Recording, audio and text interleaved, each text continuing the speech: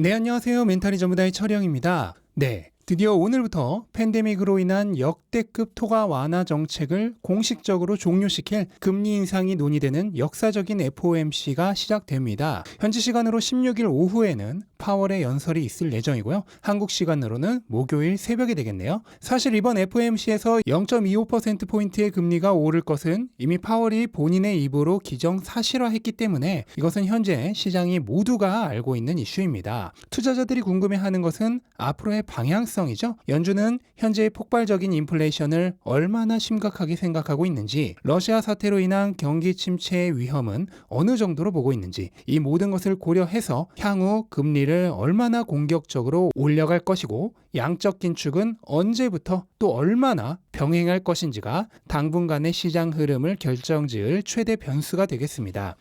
당연한 얘기겠지만 이번에 금리가 똑같이 0.25% 오른다고 하더라도 앞으로의 긴축 정책 속도를 경기 침체 우려 등을 고려해서 조심스럽게 정하겠다는 식의 말투로 얘기를 한다면 시장은 좋은 반응을 보일 것이고요. 반대로 인플레이션이 심각하기 때문에 빠르게 공격적으로 금리를 올려갈 것이란 식으로 얘기를 한다면 안 좋은 반응을 보이겠죠. 확률은 반반에 가깝다고 봅니다만 적어도 3월 초 파월이 의회에서 했던 발언에 비추어 생각하면 지나치게 공격적인 긴축 정책은 펼치지 않을 가능성이 조금 더 높지 않을까 생각을 합니다. 어쨌든 금리 인상을 눈앞에 두고 자산별로 제각각 다른 반응을 보였는데요. 이게 또 재밌습니다. 우선 현재 시장의 가장 큰 관심거리라고 할 수 있는 유가는 다행히 더 이상 오르고 있지 않습니다. 아랍에미리트를 포함한 일부 국가들이 증산 가능성을 비추면서 가격이 안정되고 있는데요. 다만 주가와 마찬가지로 유가 역시도 급등에 따른 일시적인 조정일 가능성이 충분히 있고 러시아 사태가 길어진다면 향후 추세적인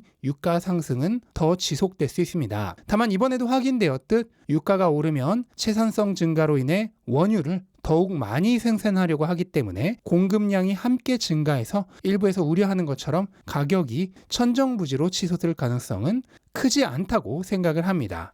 또한 원유는 기본적으로 달러로 거래가 되죠. 그런데 금리 인상으로 인해 달러의 수요가 증가하게 되면은 상대적으로 유가는 하락할 수가 있습니다. 그래서 금리 인상 초기에 주식이나 다른 자산들의 가격이 하락하는 것처럼 유가도 마찬가지의 영향을 받을 가능성이 큽니다. 안전자산인 금 가격 역시도 유가와 마찬가지로 상황이 조금씩 진정되어 가면서 조정을 받고 있습니다. 특히나 금은 자체적으로 배당이나 이자 수익이 없기 때문에 기본적으로 금리 인상기에 굉장히 안 좋은 자산으로 치부됩니다. 또한 금 역시도 화폐 가치가 하락할수록 상대적으로 가치가 상승하는 가치 저장형 자산이기 때문에 역시나 금리 인상은 악재라고 볼 수 있겠습니다. 또 하나의 안전자산인 채권 역시 가격이 하락했습니다. 덕분에 가격과 반대로 움직이는 채권 수익률은 크게 상승을 했고요. 채권 가격이 하락한 이유는 금과 거의 마찬가지입니다. 우선 러시아 사태가 장기화되면서 급등했던 안전자산에 대한 조정 심리가 작용을 한 것이고, 둘째로 금리 인상은 채권 가격에도 악재이기 때문입니다.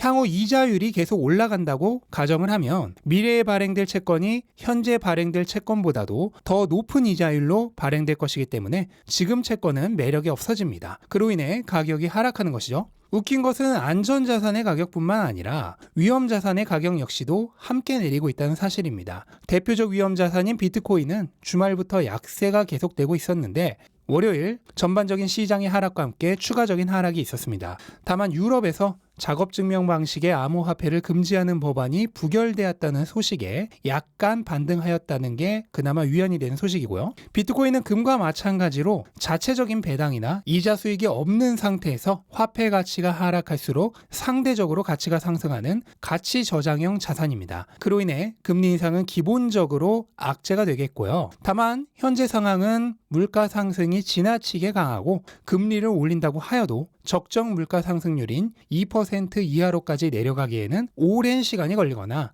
아예 불가능할 것으로 추측되기 때문에 앞으로는 고물가가 기본 세팅이 될 가능성이 높은 상황에서 비트코인은 아주 좋은 자산이 될 것이라 생각합니다. 기업은 물가 상승에 따른 비용 증가의 위험이 있지만 비트코인은 물가 상승에 따른 반작용 없이 화폐의 가치 하락을 온전히 흡수할 수 있기 때문입니다.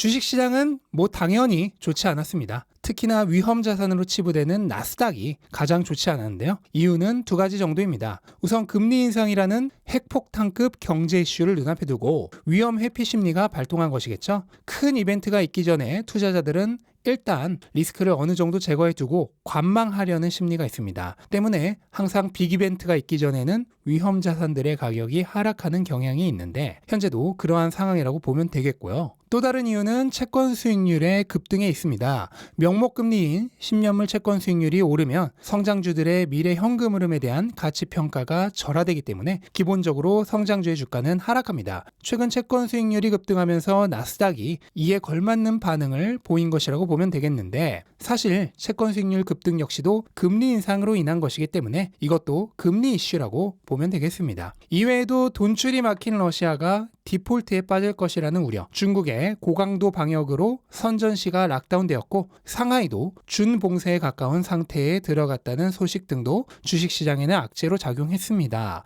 특히나 이들 지역에 공장을 둔 미국 기업의 주가가 크게 흔들리는 모습이 나타났습니다. 중국은 세계의 공장이죠.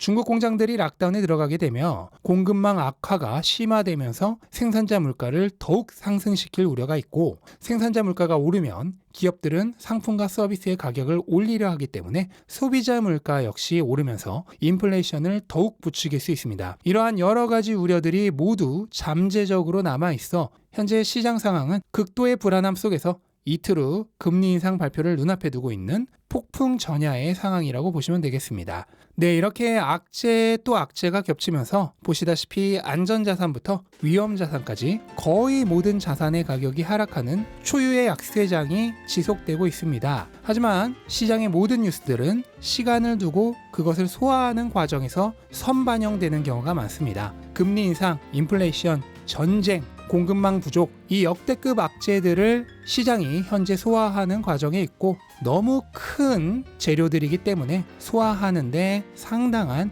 시간이 소요되고 또 앞으로도 조금 더 시간이 필요할 것으로 보입니다. 하지만 결국 이로 인한 미래 가치가 가격에 모두 반영되고 나면 더 이상 반영될 추가적인 악재가 적어지고 그때가 되면 반대로 시장은 상승세로 돌아설 것입니다. 그리고 언제나 그랬듯 반등할 때는 신호를 주지 않고 번개보다 빠르게 상승합니다. 하지만 우리는 언제까지 약세장이 지속되고 또 언제부터 다시 상승장으로 돌아설지 예측할 수가 없습니다. 하지만 장기적으로는 자산의 가격이 계속해서 오를 것이라는 것은 분명히 알고 있습니다. 그렇기 때문에 기회가 생길 때마다 자산을 사 모으면서 그냥 기다리면 되겠고요. 정확히 말하면 기다릴 필요도 없습니다. 자산을 사 모으는 행위는 평생 동안 지속해야 할 그냥 숨 쉬는 것과 똑같은 행위이기 때문입니다. 죽을 때까지 무의식적으로 해야 하는 것이죠. 그렇기 때문에 기다리는 것도 아니라 숨 쉬는 것처럼 매일 지속해가면서 그냥 내 삶을 열심히 살아가면 되겠습니다.